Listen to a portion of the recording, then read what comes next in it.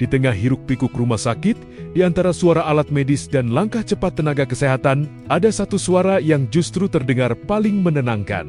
Bukan suara mesin, bukan juga instruksi dokter, tapi lantunan ayat suci yang mengalir pelan dari bibir seorang dokter spesialis. Inilah sosok Dr. Supandi Hasan, seorang dogi, bidang yang menangani pasien dengan kondisi paling berat. Tapi di balik tanggung jawab besar itu, ada sesuatu yang membuatnya berbeda. Ia adalah seorang hafiz, penjaga 30 juz Al-Quran di RSUD Geneng, Ngawi.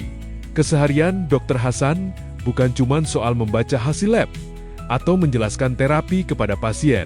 Di sela-sela waktu, saat menunggu giliran pasien berikutnya, atau bahkan ketika berjalan di koridor rumah sakit, ia mengisi jeda itu dengan murojaah, mengulang hafalan, pelan, tenang, tapi konsisten. أَوَلَمْ يَرَوْا كَيْفَ يُبْدِئُ الْخَلْقَ ثُمَّ يُعِيدُهُ إِنَّ ذَلِكَ عَلَى اللَّهِ يَسِيرٌ قُلْ سِيرُوا فِي الْأَرْضِ فَانظُرُوا كَيْفَ بَدَأَ الْخَلْقَ ثُمَّ اللَّهُ يُنشِئُ النَّشْأَةَ الْآخِرَةَ إِنَّ اللَّهَ عَلَى كُلِّ شَيْءٍ قدير يعذب من يشاء ويرحم من يشاء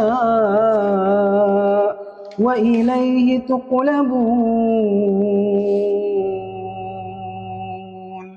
Dan justru disitulah letak keistimewaannya. Di saat banyak orang merasa waktu 24 jam tidak pernah cukup, Dr. Hasan menunjukkan bahwa kuncinya bukan pada banyaknya waktu, tapi pada apa yang kita prioritaskan. Namanya mulai ramai dibicarakan di media sosial. Banyak yang terkesima, bukan hanya karena gelarnya yang panjang dan sulit diraih, tapi karena ketenangan yang terpancar dari dirinya. Suaranya saat melantunkan ayat bahkan disebut-sebut mirip imam besar Masjidil Haram. Lembut, dalam, menenangkan. Dan itu bukan sekadar soal teknik, tapi soal hati yang terjaga.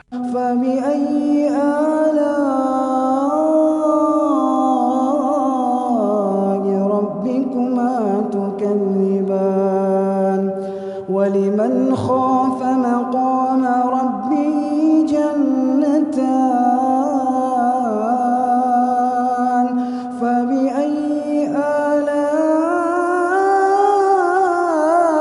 رَبِّكُمَا تُكَذِّبَانِ.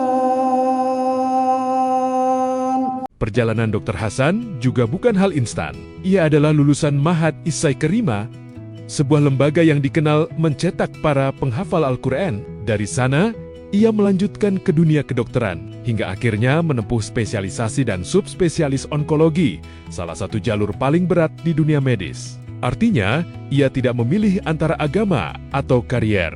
Ia menjalankan keduanya.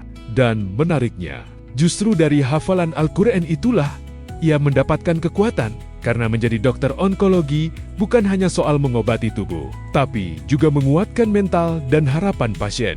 Di titik ini, peran Dr. Hasan terasa lebih dari sekadar dokter. Ia hadir sebagai penenang, sebagai pengingat bahwa harapan itu selalu ada, bahkan dalam kondisi yang paling sulit sekalipun. Lagi visite di RSUD Cepu, kita ajak ngaji nih, Dokter Rifki, dokter internship di RSUD Cepu.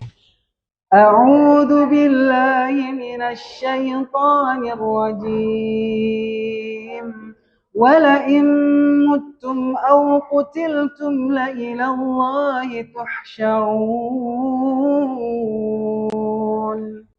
فبما رحمة من الله لنت لهم ولو كنت فظا غليظ القلب لانفضوا من حولك فاعف عنهم واستغفر لهم وشاورهم في الأمر فإذا عزمت فتوكل على الله إن الله يحب المتوكلين. Allahumma arhamna bil Quran. Tak berhenti di situ, Dr. Hasan juga dikenal inovatif. Ia pernah meraih penghargaan tenaga medis inovatif berkat ide komunikasi digital di rumah sakit. Assalamualaikum warahmatullahi wabarakatuh. Terima kasih kepada Dinas Kesehatan Kabupaten Blora yang memberikan penghargaan pada saya. Penghargaan ini bukanlah untuk saya pribadi, akan tetapi untuk seluruh tim RSUD Cepu, kemenangan semangat kolaborasi dan inovasi melalui program PKRS 4.0 Smart Hospital Communication. Kami RSUD Cepu berupaya menjadikan edukasi masyarakat lebih modern, interaktif, komunikatif, dan mudah diakses. Karena kami percaya bahwa pengetahuan adalah vaksin pertama untuk ketidaktahuan dan penyakit. Dari Blora untuk Indonesia yang lebih sehat, cerdas, dan berdaya.